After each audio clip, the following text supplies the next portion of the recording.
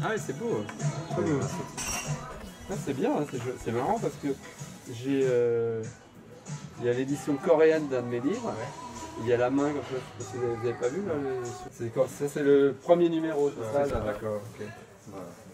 Très bien. On commence? On y va. Eh ben allons-y.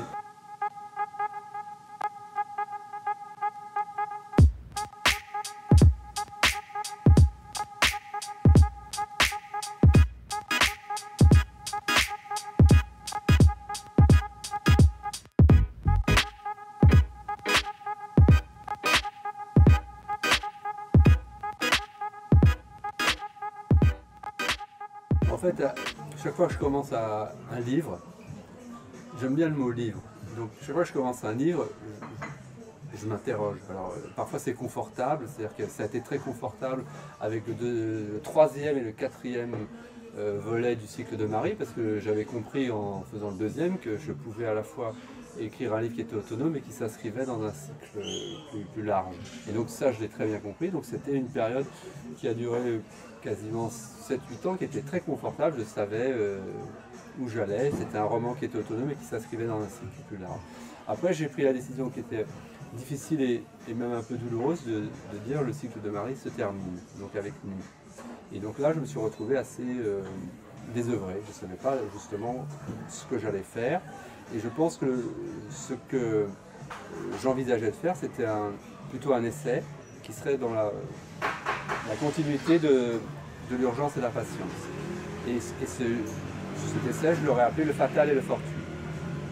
Et donc, en réalité, il s'est trouvé que j'ai commencé à l'écrire un petit peu, mais il y a une autre chose qui est venue, qui est un livre sur le football, un essai sur le football. Alors bon, je ne vais pas m'attarder là-dessus, il est venu, et après je me suis remis de nouveau à ce nouveau livre, et c'est là que je me suis rappelé que j'avais, pendant que je tournais en Chine le film The Honey Dress, j'ai tenu un journal, et que, comme je le raconte d'ailleurs en direct dans le livre Made in China, à un moment, je me suis dit que je pouvais joindre ensemble ce journal de tournage du film et l'essai. Et donc ça, c'est une des scènes assez importantes de Made in China qui raconte la jeunesse. Et un jour, je suis dans la voiture, dans les embouteillages, et je me dis, ben, je vais faire un seul livre avec les deux, et même il y a même un troisième élément, c'est le portrait de Chen Tong qui est venu. Donc, à partir de là, j'ai compris que le livre serait évidemment pas un roman, d'ailleurs c'est pas marqué roman dessus, et que ce serait un livre qui serait un genre nouveau, ou en tout cas pour moi nouveau, qui serait à la fois du domaine du récit, du journal, ce que j'avais jamais fait, du roman quand même, parce que je me sers des outils du romancier, et de l'essai. Alors voilà, donc c'est pour moi très cohérent, même si c'est très multiple. Et pour répondre à la question, je ne sais pas si j'utiliserai encore un livre qui sera aussi hybride, mais c'est pas impossible parce que finalement l'unité pour moi c'est le livre. Et ce que je me suis dit, ben voilà, j'écris ce livre. Au départ je pensais que c'est un livre de transition, mais livre de transition ou pas, il s'agit d'un livre et il faut que je le réussisse. Je me suis appuyé sur un vrai journal. Et je dirais que ça n'a pas bridé, pour répondre rapidement, non, ça n'a pas bridé, c'était au contraire une canne ou une béquille, enfin, c'était quelque chose qui pouvait me servir. Et d'autant plus que d'abord j'avais jamais tenu un journal, et ce journal il était vraiment très sommaire, hein, c'était juste comme un pense-bête, c'est juste me souvenir de j'ai fait ça, j'ai fait ça, j'ai fait ça. Mais à partir du moment où j'avais mes notes, enfin, j'avais ce journal, je regardais, tout était ouvert. C'est-à-dire que j'ai assez vite compris qu'il y avait des scènes qui étaient plus porteuses que d'autres. Je le savais parce que je l'avais vécu comme ça, que la première rencontre avec l'actrice potentielle que j'allais rencontrer à la foire de Canton et qu'elle est tombée sur une espèce de ton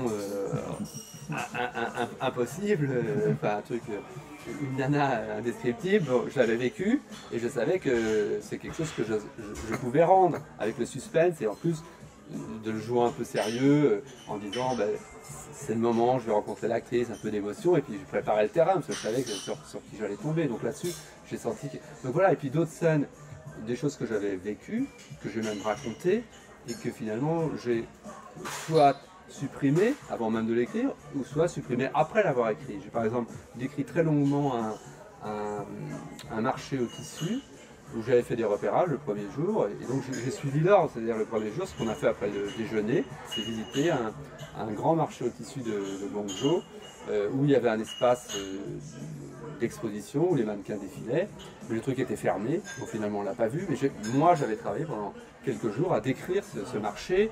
Je pense que la discussion était réussie, mais ce qui se passait n'avait vraiment aucun intérêt, et surtout n'était pas moteur, n'était pas porteur, et donc à l'arrivée j'ai simplement supprimé en relisant parce que malgré tout, même si on a l'impression que je raconte rien, moi je soigne évidemment le rythme et c'est très important pour moi que ça se suive, que ce soit dynamique. C'était pas inutile de tenir un journal comme ça parce que enfin, c'était même un signe, c'est peut-être que je me suis dit je vais peut-être écrire quelque chose après avec ça. Mais il y a un monde entre ces notes que j'ai prises qui racontent simplement ce que j'ai fait et le résultat final. En fait, je n'écris jamais, ça n'a rien à voir en fait avec ce qu'est un journal réel d'un écrivain qui rentrerait dans sa chambre d'hôtel et puis qui se mettrait à écrire. C'est pas du tout ça que je fais. C'est juste, je dis j'ai fait ça, j'ai été là, et c'est vraiment en style télégraphique. Et même quand je le remets à l'ordi, au propre, je mets quelques renseignements, mais à peine plus. C'est pas du tout. C'est-à-dire qu'en fait, je peux pas tout faire. Là, j'étais cinéaste et donc je n'avais pas le temps d'écrire en gros. Et donc simplement, je gardais ça pour plus tard. Donc, il n'est pas exclu que je refasse ça, c'est-à-dire acheter un carnet. Sur des carnets, j'en ai. Ça, c'est facile. J'ai plein de carnets. Mais et de me dire, peut-être sur un voyage particulier, quelque chose, et prendre ces notes-là. Mais bon, a priori, c'est pas. Je suis pas un. Le mot réel, c'est un billariste, hein, ce type de type qui écrit un journal. Je crois que c'est pas mon tempérament, je crois. Ce qui me plaît, ce qui m'a plu là, c'était quand j'ai commencé à écrire ce livre-là, c'est avoir une vraie réflexion sur qu'est-ce que c'est tenir un journal pour un écrivain. Et donc j'ai assez vite compris que finalement, pour moi, c'était pas un vrai journal, c'était autre chose, je reconstruisais tout. Et donc finalement, j'écrivais plus. Et là je dois le dire entre guillemets, un roman, parce que c'est ça que je sais faire et je construis les scènes comme dans un roman. Et donc finalement le journal, et l'idée du journal, elle s'est un peu dissipée, et c'est quand même plutôt le roman qui a pris le pas. Et d'ailleurs, moi j'ai pas écrit roman en le donnant à l'éditeur, mais si l'éditeur, en l'occurrence Irène Lindon, mon éditrice, avait voulu mettre roman, ça m'aurait pas du tout dérangé. Si elle trouvait que c'était mieux de mettre roman, j'aurais dit d'accord, je m'en foutais. Bon, je ne l'ai pas mis parce que manifestement c'est pas exactement un roman, mais je l'ai quand même traité quand même comme un roman, donc ça ne m'aurait pas dérangé. Football et Made in China, très clairement pour moi, c'était ce que j'appelle des livres de transition, parce que je n'étais pas prêt à recommencer ce que j'appelle la fiction. Donc la fiction, c'est un projet de fiction ambitieux. C'est-à-dire qu'en fait, je suis en 2013, lorsque j'ai clos le cycle de Marie, je terminais plus de 10 ans de travail d'un cycle romanesque. Et je n'étais pas prêt à recommencer un nouveau cycle romanesque juste après. Donc il fallait qu'il y ait des livres de transition, voilà, c'est de là. Mais c'est pas parce que c'est un livre de transition, c'est ça que je me suis dit, que je ne dois pas être ambitieux pour ce livre-là. Et c'est après, justement, ça m'a intéressé de faire une réflexion sur le genre, et aussi, comme jamais, de travailler dans tout ce qui est métalittéraire, c'est-à-dire de tout ce qui est mise en abîme ou métalepse. Bon. Et là, je m'en donne à cœur joie. Enfin, j'inaugure plusieurs figures que j'avais jamais faites, et d'une certaine façon, je me dis, là, je mets tout. Et après, si je fais un roman, je me calmerai, je ne ferai pas des coucous à chaque fois au lecteur, ou je serai plus un romancier qui joue le jeu du roman. Là, ça m'amuse qu'il y a des clins d'œil en permanence. Je construis le roman comme une scène de roman, mais de temps en temps, j'y reparais. Enfin, ma présence d'auteur est là, où le bruit qu'il y a dans la rue ou sur la place derrière moi entre dans la fiction. Donc ça m'amuse, ces jeux-là. Mais bon, je ne vais pas le refaire à chaque fois, je l'ai fait cette fois-ci, et ça m'intéressait de le faire cette fois-ci. Quand je réfléchissais au ton du livre, à la tonalité, plusieurs fois je pensais, ça c'est encore autre chose, c'est encore un autre registre, c'est pas dit comme ça, qui serait un registre épistolaire. C'est un peu comme si je racontais à un ami mes aventures. Comme si je lui écrivais ce qui m'est arrivé. Et en fait, si je voulais, pas sur le moment, mais peu importe, ce qui m'est arrivé lorsque j'ai fait le casting et que je suis tombé sur la première actrice, c'était quand même tellement dingue de voir cette nana en maillot rose avec des tatouages, enfin, ce qui n'y avait vraiment pas du tout et tout ça. Bon, j'aurais pu le raconter dans une lettre à un ami, voilà, ou à une amie, peu importe. Et ben, je me suis dit, ce ton-là de raconter à quelqu'un, ben, je m'en suis servi aussi. Donc il y a ce ton-là, c'est jamais dit comme ça, il n'y a jamais ce ton épistolaire, mais j'y ai pensé moi. Donc je m'adresse à quelqu'un.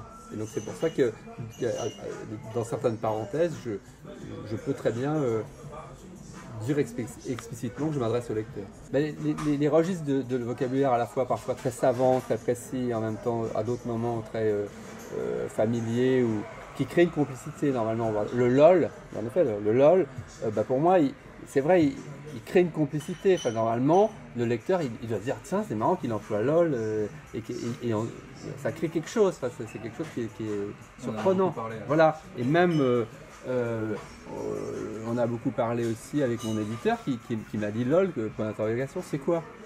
Et donc moi, j'ai montré la définition du Robert. C'est dans le Robert depuis 2 ans seulement.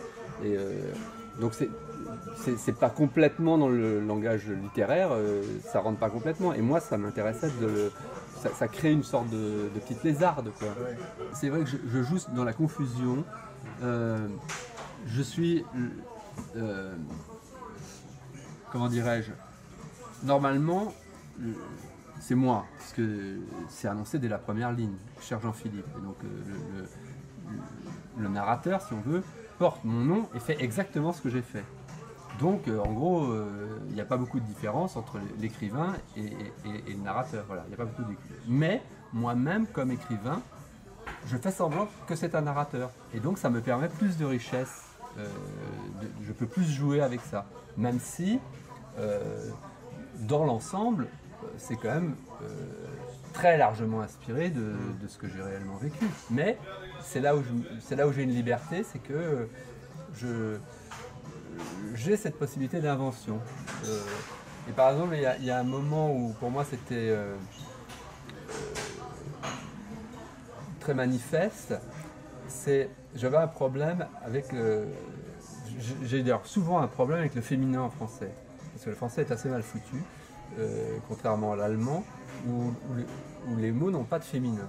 Et donc par exemple dans nu, j'ai fini par écrire la mannequin.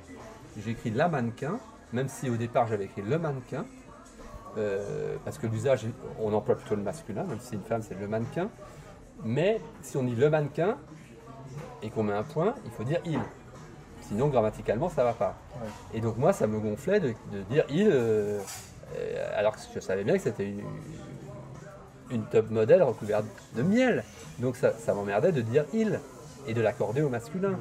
Et donc finalement, j'ai vu qu'il y avait une sorte d'ambiguïté, que je pouvais dire la mannequin. Enfin en tout cas, j'ai décidé de dire la mannequin. Et donc je réglais la question. J'ai eu le même problème là avec l'agent artistique de l'actrice. L'agent de l'actrice, qui était une nana, une chinoise. Et donc j'avais commencé par écrire l'agent, et de nouveau, l'agent, j'aurais dû dire il. Ça me gonflait et je ne pouvais pas mettre la jante.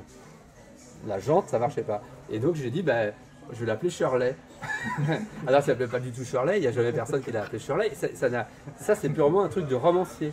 C'est-à-dire qu'elle n'a jamais, je ne sais pas comment elle s'appelle, j'ai même pas, pour moi elle n'a jamais eu de nom dans la réalité, mais comme romancier, j'ai dit Shirley, et j'ai même fait une parenthèse là, pour dire quand même ils exagèrent chez les Chinois d'appeler une Chinoise Shirley. Alors c'est moi qui, dans la réalité pure, elle ne s'est jamais appelée Shirley.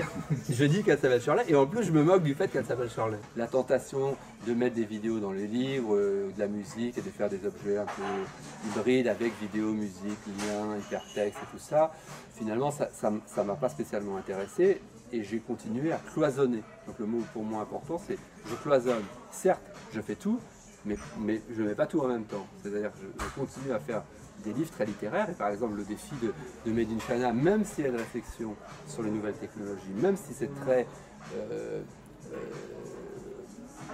curieux de savoir ce qu'on peut faire, et notamment de la place de la musique et plus largement de la place des images dans la littérature, ça reste un livre totalement littéraire.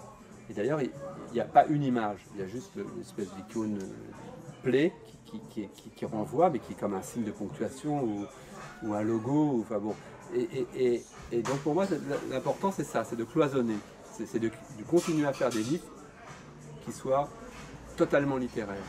Mais en même temps, évidemment, j'ai cette réflexion, et je pense que c'est ça que je peux apporter, c'est d'être un écrivain totalement littéraire. Et c'est cette réflexion sur la place des nouvelles technologies, du numérique, de la musique dans la littérature est intéressante parce que je le traite comme un écrivain littéraire. Et aussi, et ça c'est autre chose, je peux faire ce que je vais faire, en l'occurrence prolonger mon livre par un film, parce que je suis aussi cinéaste. Mais disons que les deux, ils sont emboîtés, ils sont l'un derrière l'autre, c'est comme une voiture et la remorque si on veut, mais j'ai pas mis la remorque et la voiture pour faire un seul objet.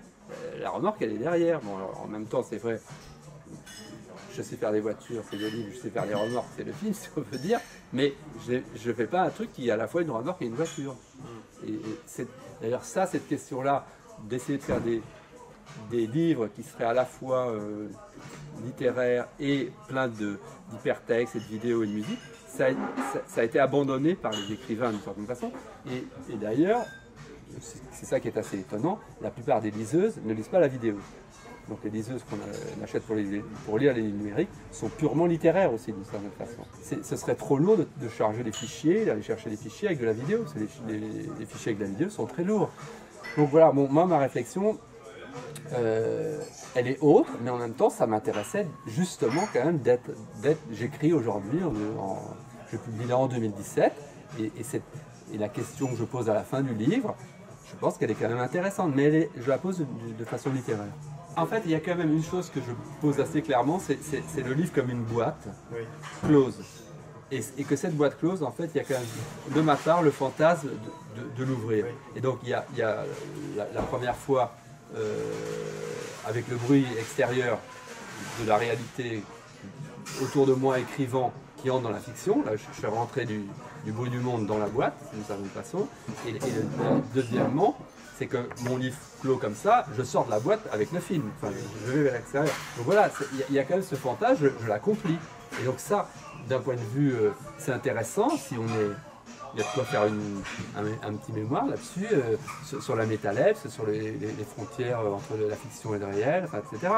En tout cas, c'est une chose une question que je me suis posée et qui m'intéresse. Mais bon, encore une fois, j'essaye d'apporter que des réponses littéraires. Je pense que j'ai juste esquissé cette comparaison avec l'inconscient, mais qui m'intéressait beaucoup aussi. Je veux dire, c'est pas parce qu'on accepte, je veux dire, la théorie freudienne que l'inconscient est très important, qu'on est complètement dominé par son inconscient, c'est ça. Et on a quand même le droit de faire des choses consciemment, et même si on a un inconscient qui agit vachement, et de temps en temps je fais des choses conscientes. Et donc, c'est pas parce qu'on accueille le hasard qu'il n'y a pas une nécessité qui finit quand même par porter le livre. Enfin, c'est ça que je veux dire, c'est cette réflexion-là. Alors finalement, cette métaphore avec l'inconscient, c'est juste un paragraphe, mais elle me semblait assez porteuse. Je ne sais pas si j'étais assez... Enfin, je ne sais pas si je l'ai développé toute la métaphore, mais à un moment, ça m'intéressait beaucoup.